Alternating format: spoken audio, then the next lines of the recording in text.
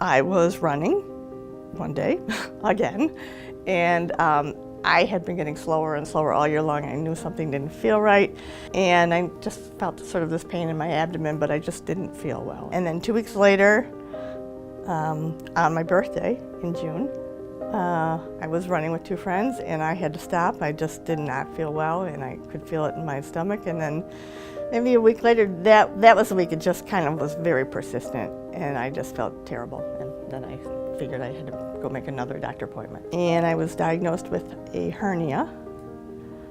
And so then I went to another doctor who was a hernia specialist, and he checked me out and said, "You don't have a hernia." And I said, "Well, what do you think I have?" And he said, "I don't know."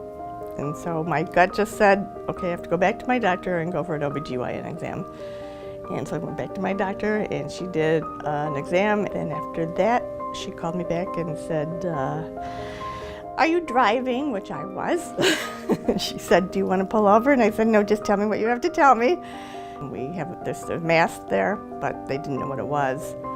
She said, "I want you to go to Roswell." She got me in right away. And I saw Dr. Akers, who was amazing. And Dr. Akers said, "Okay, yes, there's a mass. It could be something, it could be nothing. I won't know until I actually go in and biopsy it." And when I got here and had my surgery, it was something. But very luckily for me, I was at stage 2. So she did a complete hysterectomy, took out both ovaries. And then the next week I came in and saw Dr. Akers, and she said, "Well, here are your options. You can go with no chemo." I wouldn't necessarily recommend that. You can go with traditional chemo, which would be just a chest port, or you can go with the IP treatment and the chest port. And it's most aggressive, and she said it's very tough. It's brutal on your body, and it is. But the day after I came home, I saw my friends walking by, and I got off the couch, and they all helped me down the steps, and we took about 4 steps down the driveway and then back up. And then each day I'd walk a little further. So that truly, quite literally got me walking.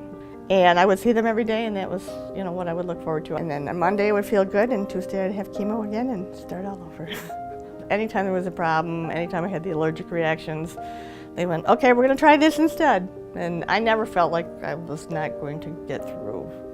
Some days I wasn't thrilled about getting through the chemo, but I never thought I wasn't gonna get past the 18 weeks and then be done. And again, I'll never for a day take for granted that I was lucky enough to feel it, because a lot of people don't feel it till it's too late. Usually it comes back within 1 to 2 years. But Dr. Akers told me because yours was caught early, it didn't spread, you had pretty aggressive chemo, and you're at 3 years, you're already further along in survivorship than most people are. I'm glad I came to Roswell, because really, from the person who cleaned my room and after surgery, and to Dr. Akers, to everybody in between, everyone's been amazing.